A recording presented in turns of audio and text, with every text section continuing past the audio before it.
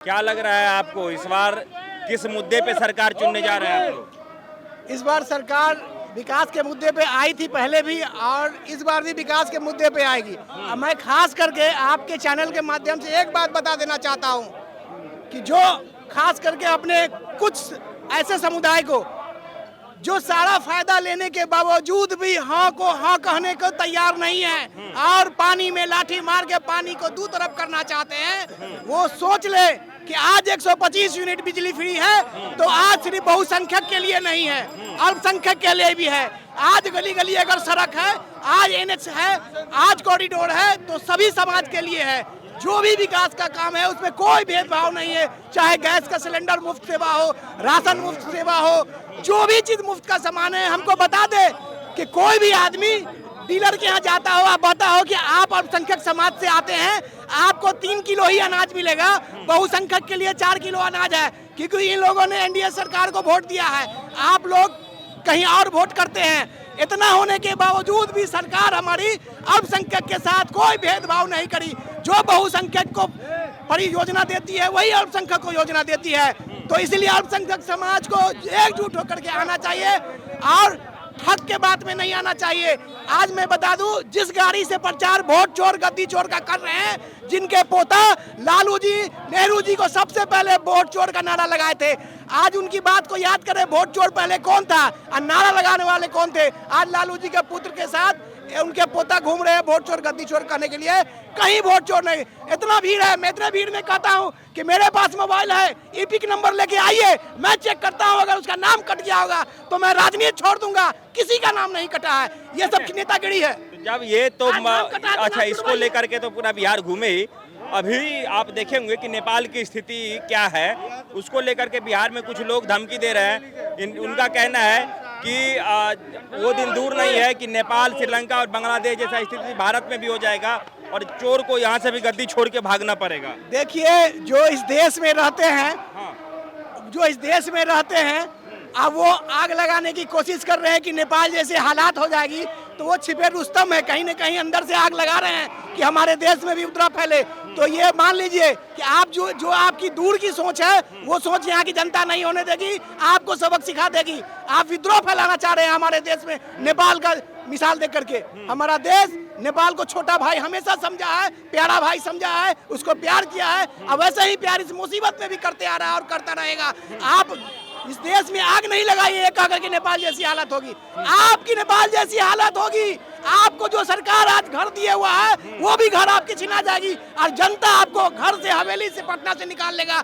जैसी गंदी बात, आप देश को नफरत फैलाने का काम कर रहे हैं। अगर आपकी बानी इसी तरीके से रही, ऐसे ही विद्रोही वाली बानी रहेगी, तो आपको जनता रगेद रगेद के मारेगी। अब पटना में भी आपको नहीं देना देगी। विपक्ष नाम का बात खत्म कर देगी। इतना वोट करेगी, इतना वोट करेगी कि विपक्ष कहने में शर्म आएगा। आप विपक्ष भी नहीं रहिएगा, ये लिख लीजिए। ये शमसी आलम खान, पूर्व मुखिया शमसी आलम का कहना है। बिहार चुनाव में इस बार क्या लग रहा है आपको? ये जो दल है, चाहे NDA हो चाहे इंडिया महागठबंधन हो, किसे चुनना चाहिए और इस बार किसे मौका देना चाहिए? NDA सरकार को, नीतीश कुमार और नरेंद्र मोदी, उन्हीं को मौका मिलेगा ही, नहीं मिलने का कोई सवाल ही नहीं है। ये सब साला सब भदवरिया बैंक सब है, ये भदवरिया बैंक की तरह उछल कूद रहा है। यहाँ पब्लिक के, जनता के बीच में कुछ मौका नहीं है, सबको मिलने वाला है। यहाँ NDA सरकार, नरेंद्र मोदी, नीतीश कुमार। तो ये विपक्ष के लोग कह रहे हैं कि ये जो सरकार है कामकाज कुछ करती नहीं है, बस यहाँ ठगने के लिए जनता को आते हैं। नरेंद्र मोदी जो है यहाँ ठगने के लिए आते हैं। यहाँ हमारा घर कुशेश्वर स्थान है, यहाँ जाने में हमको 10 घंटा लगता था, अभी जा रहे हैं 1.5 घंटा में। सहरसा जाने में 3 दिन लगता था, अभी लगता है 1.5 घंटा जाने में हम लोग को। ये NDA सरकार की नहीं देन है तो किसका है देन? यहाँ दिल्ली जाने में लगता था आपको 24 घंटा, यहाँ 1 घंटा में फ्लाइट से पहुँच जाता है पब्लिक। तो ये NDA सरकार की देन नहीं है तो किसका देन है? तो फिर ये जो इंडिया महागठबंधन के नेता हैं, उनका कहना है कि ये सरकार बहुत पुरानी हो गई, जर्जर हो गई। तेजस्वी यादव कहते हैं ये जर्जर खटारा सरकार है, इसे उखाड़ फेंक देना चाहिए। ये संभव ही नहीं है। ये सरकार जितना विकास कर रही है, अभी देख लीजिए लखपतिया दीदी सबको, महिला को रोजगार, वृद्धान पेंशन में, पब्लिक को अभी जो मान लिए 4 लाख रुपया स्टूडेंट को मिल रहा है, वे मिल रहा है 4 लाख रुपया एजुकेशन लोन। कभी ये सब था? हम अपना लड़का को एजुकेशन लोन में पढ़ाए हैं। ये एनडीए सरकार की देन है, नहीं तो मेरा बाल बच्चा नहीं पढ़ पाता। ये एनडीए सरकार की देन है। तेजस्वी यादव को कहा जा रहा है कि वो इस बार युवाओं के नेता हैं, युवाओं को हाथ में बिहार सौंपना चाहिए। आपको लग रहा है कि तेजस्वी यादव जो है बिहार चलाने में सक्षम है और जो विकास है उसे और तेज गति दे सकेंगे वो? ये बकवा है। ये कौन? तेजस्वी यादव बकवा है। ये कोई लुढ़का नहीं आदमी है, सिर्फ भाषण देता है जगह जगह जाके, कोई काम का नहीं है। मौका तो दिया था इसको भी, क्या कर दिया? इस सरकार में गुंडागर्दी बढ़ाया, जातिवाद बढ़ाया। एक ले लेगा खाली राहुल गांधी, संविधान बचाओ संविधान बचाओ। साला संविधान क्या है? एक आएगा आरक्षण बचाओ आरक्षण। इतना दिन से राज कर हो रहा है, कहाँ कुछ आरक्षण संविधान का यहाँ कुछ मुद्दा उठा? ले लेगा, कहेगा संविधान बचाओ, एक कहेगा आरक्षण बचाओ। बस इससे अधिक कुछ कर नहीं पा रहा। आप लोग किस मुद्दे पे वोट करेंगे? विकास के मुद्दे पर। आपको लग रहा है कि विकास हुआ? एकदम पूरा। नरेंद्र मोदी पूरा दुनिया का नेता है। अभी शांति नोबेल पुरस्कार मिल रहा है उनको। ये दुनिया का नेता है, ये भारत के नेता नहीं है। नरेंद्र मोदी की जय। एक आखिरी सवाल आपसे, क्या लग रहा है कि जो बिहार में चुनाव हो रहा है इस बार, इसमें तमाम दल अपने अपने हिस्से का जितना मेहनत है वो तो कर ही रहे हैं, लेकिन एक तरफ राहुल गांधी तेजस्वी यादव हैं, दूसरी तरफ मोदी जी और नीतीश कुमार जी हैं, तो आपको क्या लग रहा है दोनों तरफ में पक्ष किसका मजबूत है, किधर पलड़ा भारी है? नरेंद्र मोदी एनडीए का पक्ष मजबूत है। एनडीए का पक्ष मजबूत है। हाँ। तो कुछ लोग कह रहे हैं कि एक तरफ बुढ़वा का पार्टी है, एक तरफ जवनका का पार्टी है। वहाँ बुढ़वा जमनका की नहीं बात होता है, यहाँ पब्लिक का, आम जनमानस का कौन विकास कर रहा है उसकी बात है। आम जनमानस में किसका विकास हो रहा है वो देखिए ना। युवा बुढ़वा में क्या होता है?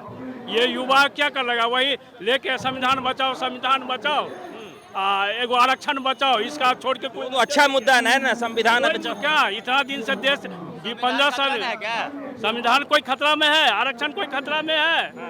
बताइए, आप ही बताइए न। पत्रकार है नीतीश कुमार जी के कोई बदलाव हुआ? 33% महिला को आरक्षण मिला हुआ है। आगे आइए, इधर आइए। 33%। क्या नाम हुआ आपका? अरुण कुमार झा। तो अरुण जी, क्या लग रहा है इस बार किसे मौका दे रहे हैं, किस सरकार को आप लोग? ये सरकार बदल रहे हैं या नया ला रहा है? 2/3 बहुमत से एनडीए गठबंधन सरकार बना रही। 2/3 बहुमत? 2/3 बहुमत से आंधी है बिहार में। कोई कुछ बोल रहा है, तेजस्वी बोल रहा है, राहुल जी बोल रहे हैं, कुछ बोल रहे हैं, कोई प्रभाव पड़ने वाला नहीं है। जो एनडीए सरकार 20 वर्षों से नीतीश कुमार ने बिहार में जो विकास की झड़ी बहाई है, ऐसा आज तक कभी देखने को नहीं मिला है। देखने को नहीं देखने को नहीं। क्या विकास का झड़ी क्या बहा दिया?